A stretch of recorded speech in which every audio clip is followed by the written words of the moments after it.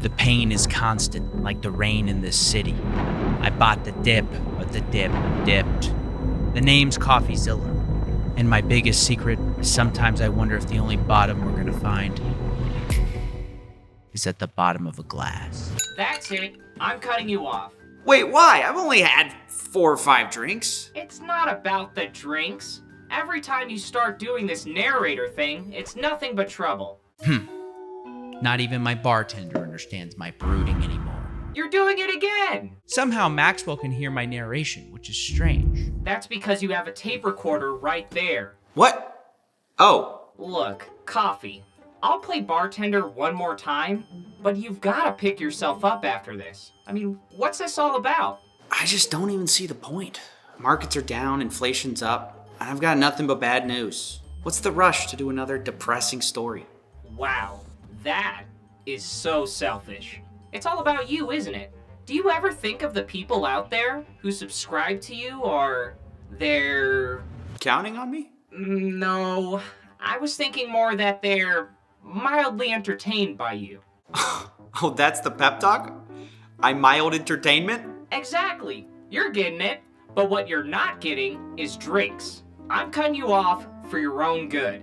At least until you do another case. Wait a second. That's not how you want to play this, right? I mean, look, I'll do another case for you, but what about this story? Breaking news, ladies and gentlemen. Maxwell the bartender is scamming customers. Not unless you want people to learn about how you actually afforded that $10 million studio. I mean an actual case.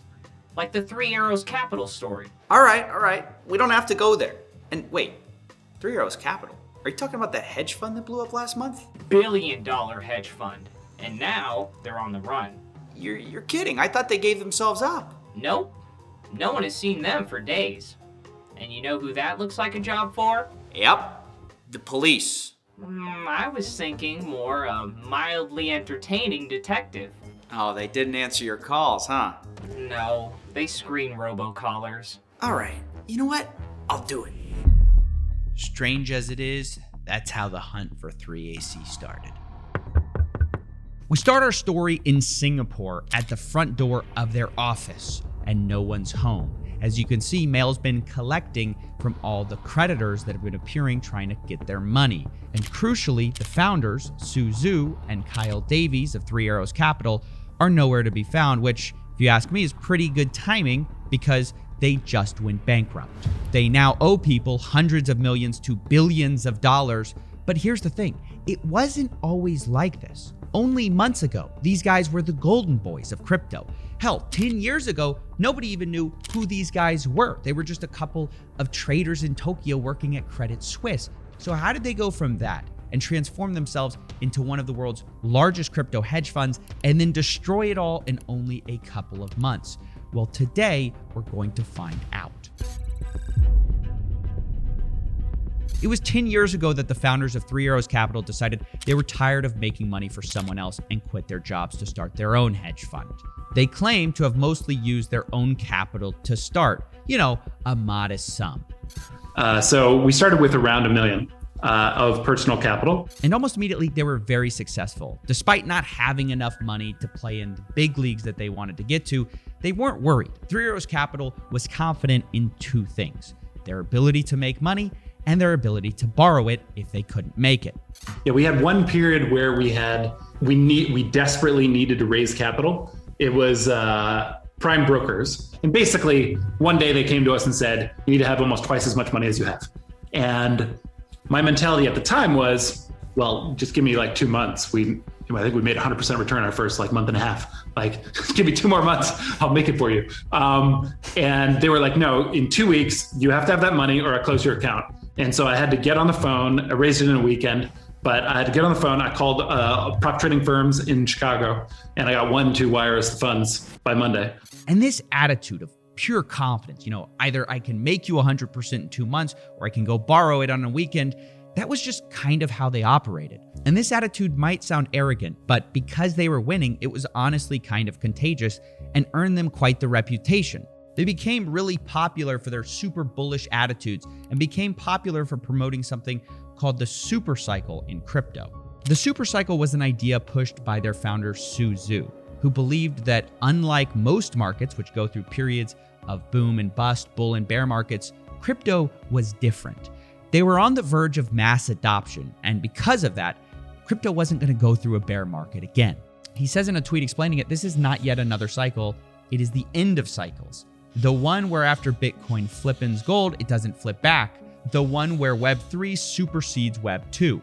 And he would publicly say that he had tremendous conviction in this idea that things were only going to go up, and thought anyone who had low conviction was, quote, gross, to be honest. So I want you to ask yourself, what would you do if you're on a hot streak of trades, you're not afraid to borrow money, and you're convicted that the number's just going to go up? Well, you might do what Three Arrows Capital did, which was borrow as much money as you can and dump it into bullish crypto plays. You know, the Michael Saylor idea. Go mortgage your house and buy Bitcoin with it.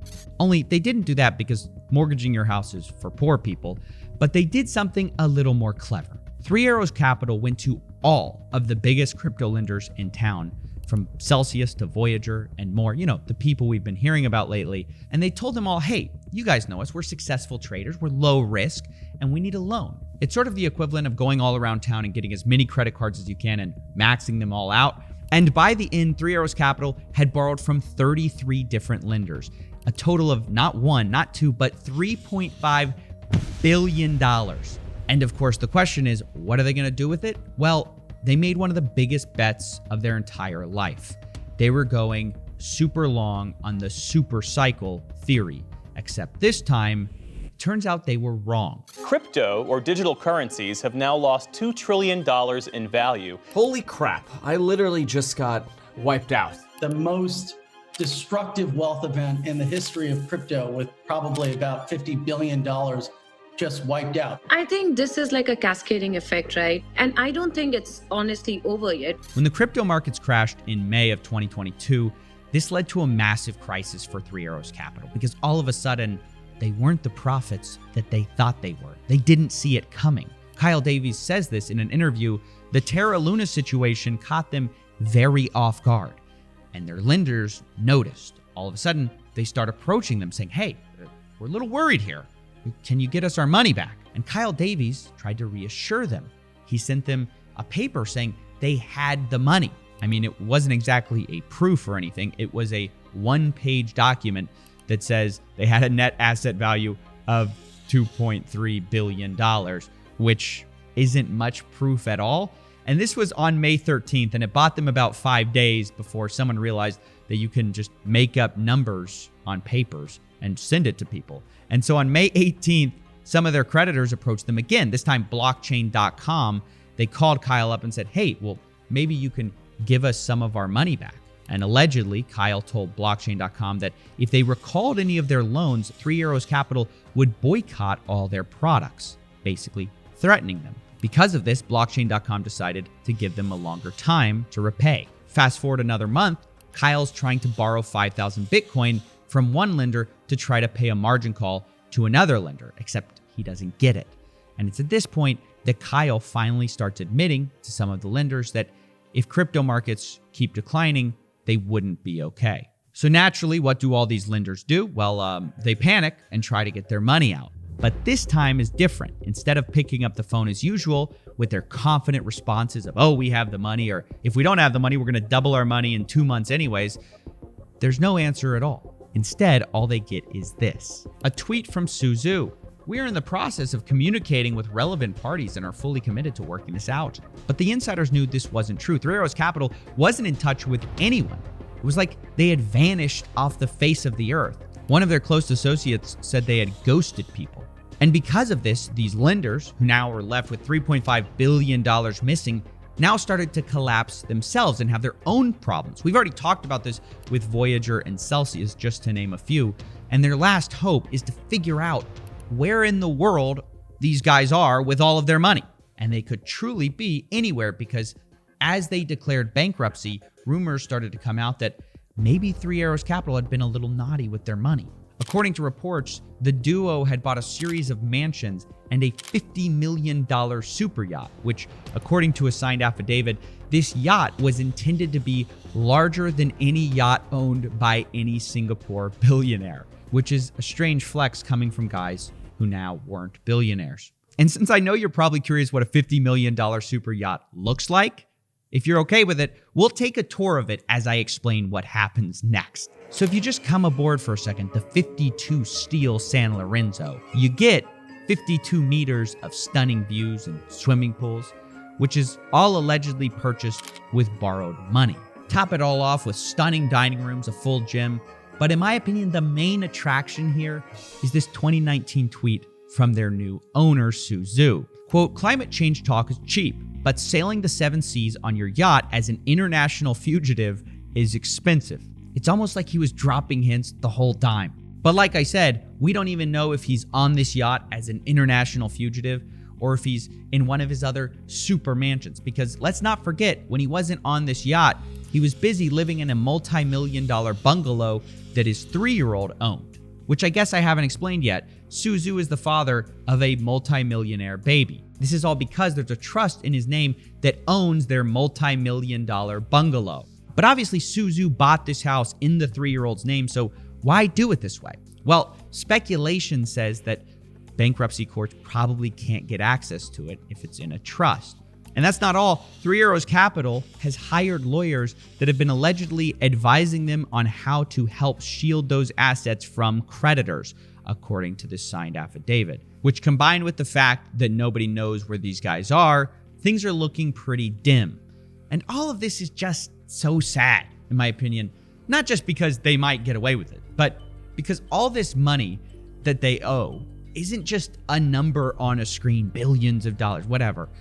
It's really the bill that's coming due for regular investors, all due to the arrogance of two traders and the carelessness of these lending platforms who gave it to them. Because let's not get it twisted. Su Zhu and Kyle Davies were initially playing with their own money before all these crypto lenders gave them a bunch more of it. So it's not as if there's only one bad guy here. I mean, how could these lenders not do more due diligence on the people they're lending customer money to? I mean, Kyle Davies was literally sending one-page PDFs that said that they had $2.3 billion, and people just believed him.